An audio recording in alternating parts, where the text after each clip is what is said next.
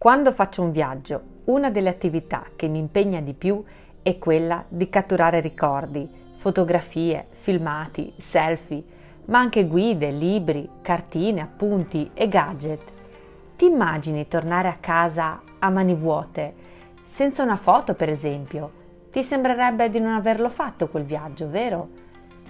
Siamo così abituati a pensare che tutto passi attraverso la tecnologia e gli oggetti che ci dimentichiamo che le emozioni percorrono altre vie, spesso del tutto irrazionali. Se penso al mio primo e vero viaggio che ho fatto a 6 anni, non ho certo bisogno dell'album delle fotografie. Era il 1984 e io, mia mamma e mio papà andammo negli Stati Uniti a trovare gli zii. A Filadelfia abitava la sorella di mio papà con tutta la sua famiglia. Avevamo risparmiato per mesi per permetterci quel volo continentale, non erano certo i tempi del low cost. Per sparagnare ulteriormente volammo da Zagabria e non dall'Italia, credo con una compagnia aerea americana. Fu un'avventura lo stesso tragitto per Zagabria, con il furgone di mio zio, il fratello di mia mamma, che ci accompagnò a prendere l'aereo. Attraversammo la Jugoslavia di allora, fatta di strade e campi semideserti. Ricordo ancora la titubanza di mio zio di fronte alla strada da percorrere e mia mamma che commentava sull'assenza di segnaletica. Cosa ricordo di quel trasferimento? La grande fame.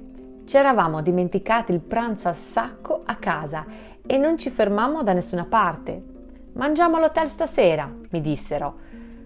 Non chiedetemi la ragione di quella scelta, sarà stata la diffidenza o forse non avevamo cambiato abbastanza lire in dinari. Fatto sta che ricordo ancora la soddisfazione che provai quando mangiai la sera una buonissima grigliata all'hotel dove dormivamo il giorno prima della partenza. Non ho fotografie che ricordino quel viaggio attraverso la Jugoslavia, ma ho ancora tante sensazioni chiare nella mia mente. Come l'immagine di quella signora anziana che seduta a un tavolo vicino al nostro contava delle grosse monete. Le contò centinaia di volte prima che il cameriere passasse a ritirarle. Era chiaro anche a me che da quelle monete la signora non avrebbe voluto separarsi. Una povertà che nei miei pochi 6 anni percepii anche il giorno dopo, quando per andare all'aeroporto appiccicai il muso al finestrino del furgone e guardai quella strana città tutta grigia, con i condomini alti e grigi anch'essi, i vestiti grigi delle persone, i volti seri, lo scorrere di tram, grigi. Ecco, il bello dei ricordi sta anche nella loro imperfezione. Non so se erano tram o pullman, ricordo tanti mezzi pubblici e poche auto. Io venivo da un paese di campagna e non ero neanche mai stata in una grande città italiana e così mi riempivo gli occhi di un mondo diverso dal mio. Immagini che oggi sono tanto sfocate quanto invece sono forti le emozioni che ancora ricordo. Ero una bambina con addosso un misto di curiosità e di smarrimento.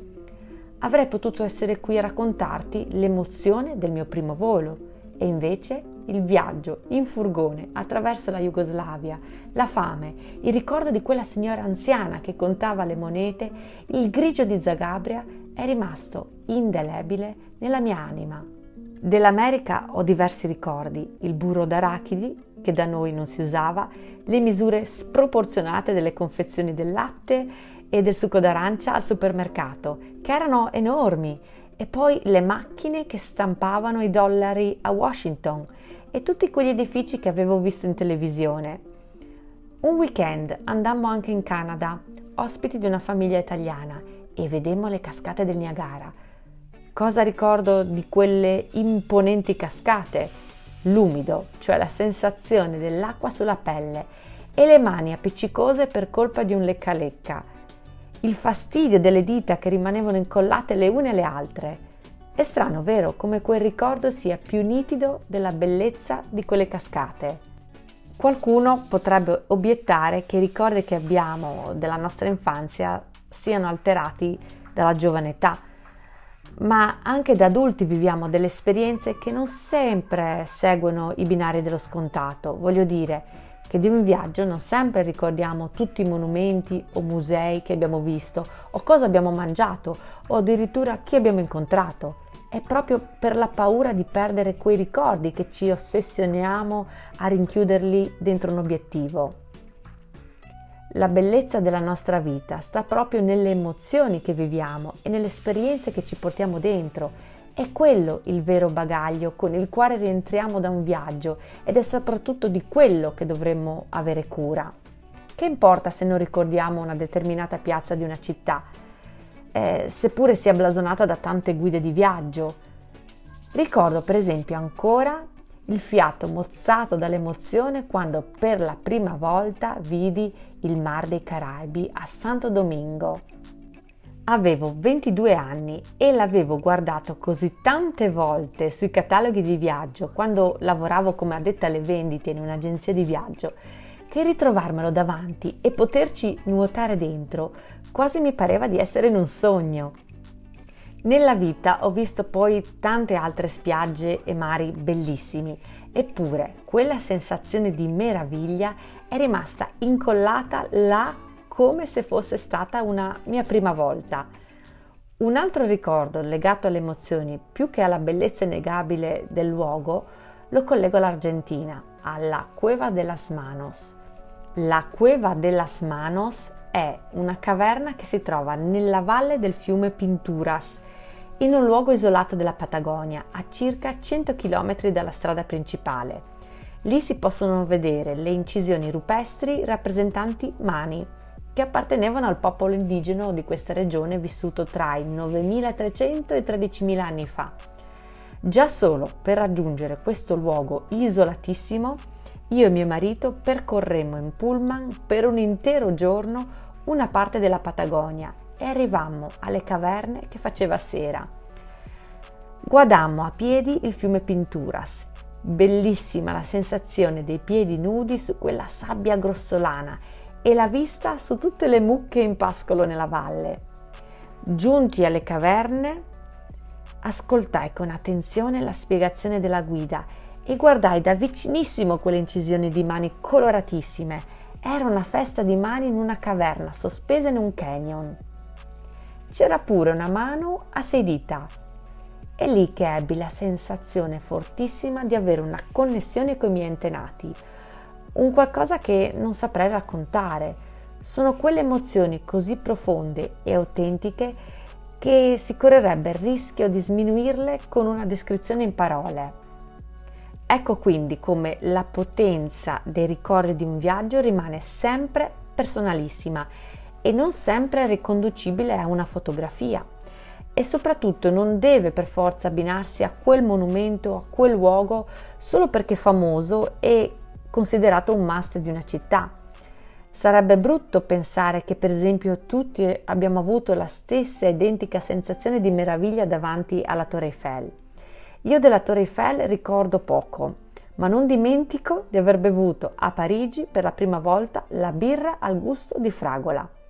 Mi trovavo in Francia in gita scolastica con i miei compagni di scuola e sorrido ancora al pensiero di tutte le risate che ci siamo fatti, che poi la birra alla fragola non è proprio una di quelle cose che fanno parte della cultura parigina, come per esempio la baguette. Ma non è più bello il ricordo dell'allegria di quel viaggio? Quelle risate e i miei compagni delle superiori, tutti insieme nei nostri spensierati 18 anni, non torneranno più, mentre la Tour Eiffel è sempre là. Non smetterò di fotografare né di fare video perché alcune di quelle immagini mi riaccompagneranno verso emozioni che sono già presenti dentro di me. So che la potenza dei ricordi si può legare a un profumo, a un suono, a un sapore, a una sensazione tattile, a tutto quello che un viaggio può regalare, mai banale e mai scontato. Nessuna attrazione turistica racconterà la mia storia, nessuna foto sostituirà un'emozione vera, le tracce delle mie esperienze. A me, a te, a tutti noi è stato concesso il dono di superare i limiti del tempo e dello spazio per portare dentro di noi i ricordi dei nostri viaggi e della nostra vita. Quindi non affanniamoci a catturare continuamente ricordi con i nostri cellulari e macchine fotografiche, perché solo alcuni di essi prenderanno posto nella nostra memoria, senza chiedere il permesso.